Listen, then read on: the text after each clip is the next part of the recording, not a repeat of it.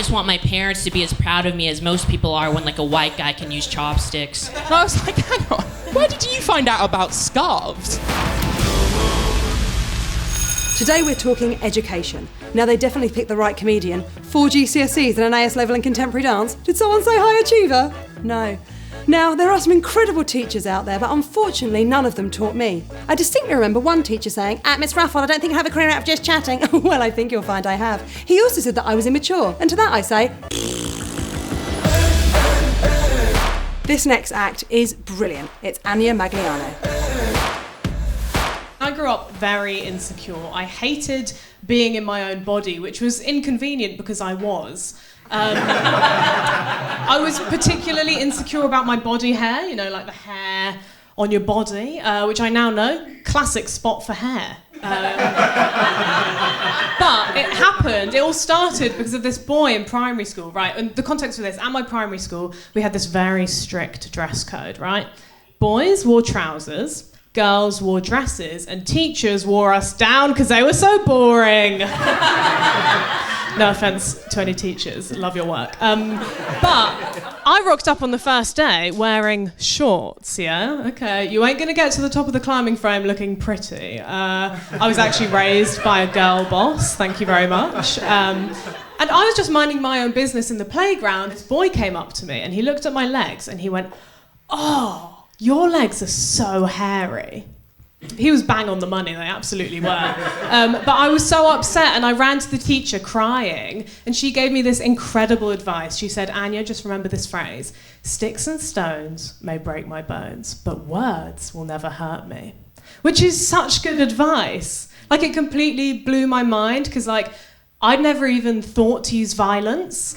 So yeah, just smashed his bones with a stick. Absolute win for me. Oh, she's such a funny lady. It's Olga Koch.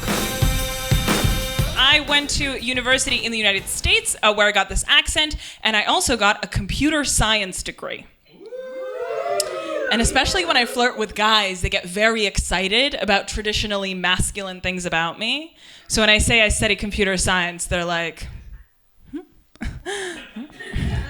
computer science. Or when I say I do comedy, they're like, comedy. So imagine how excited they get when they find out about my dick. That's a joke about how men create gender norms and then reward women for subverting them. Also, all men are gay. Usually gets a standing ovation, but okay. Honestly, if another guy tells me how cool it is that I like computers, burgers, and beer, I'll tell him he has unresolved feelings for his friend Greg. Up next is Leo Reich, who's telling us how not to behave when you bump into an old school bully. I ran into a bully from my school. It was awful. I say bully, not really a bully. He would just occasionally say something to me like, "You're a pathetic gay." So I guess more sort of like a mean oracle. And at the time, when we were at school, I would make myself feel better by thinking like, okay, but there's going to be some kind of comeuppance in his life, right? Yes, you're on the football team now, but who'll be laughing when you die young? Me. I'll be laughing. No offense, I'll be absolutely lolling. Or at least like feeling like his life had peaked at school, but once we left, he'd get some like boring job in an office, while I'd get some cool arty job as a national treasure. But then I realised slowly that he's done a total rebrand of his personality. And I realised this early doors because he was wearing an earring and a scarf. And I was like, hang on, where did you find out about scarves, you know? And then he was being all nice and all chatty, which made me very confused and rock hard because he had turned from like this very macho teenage boy into some kind of metrosexual, which if you don't know is like a made-up word for when like a man is straight but isn't aggressively dull. It's a small community. But that's what he was. He was telling me he'd just been to an art gallery. He was telling me all of this pretentious, obnoxious, pompous stuff about how much he loved the art. And that's when I realised he hadn't just rebranded. He'd rebranded as me. You can't do that. You can't just suddenly start pretending to like galleries, you big fake. That's not fair. Some of us have been pretending to like them for years. And he was so successful. He got this amazing job. He was moving into a new flat. He asked me how comedy was going, and all I could think to say was, yeah, good. Joe Lycett follows me on Twitter. Which he doesn't.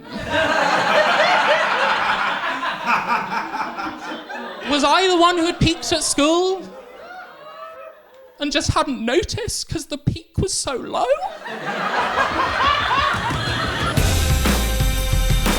Now we have the excellent Erika Ehler. You can probably tell from my accent, I'm not from here. I came here as an international student, and being so far away from home, this really worries my parents. Like the other day, I got a call from my mom being like, Erika, please be careful out there, okay? You don't want to Amanda Knox yourself. Amanda Knox, the American exchange student accused of killing her British roommate in Italy. Bit extreme, Mom? That would never happen to me. I wouldn't be stupid enough to get caught. I came here to finish my degree. I just want my parents to be as proud of me as most people are when like a white guy can use chopsticks. There's this one theater kid in my class, typical theater kid, wears all black, black skinny jeans, black turtleneck, black beret, walks in every morning singing The Sound of Music. Like, he's the reason why bullying campaigns exist.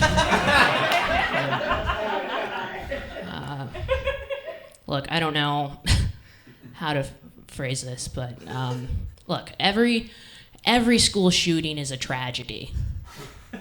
Every school shooting is a tragedy. But I think the real tragedy is, why doesn't it happen more to performing arts schools? I don't think I did computer science for like noble reasons. I just chose the department with the shortest queue for the women's bathroom.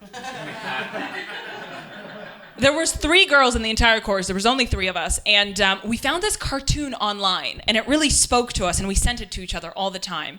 And the cartoon was a picture of a boy getting a problem wrong in class. And everybody pointing at him and saying, "You're stupid." And then a picture of a girl getting a problem wrong in class. And everybody pointing at her and saying, "Women are stupid."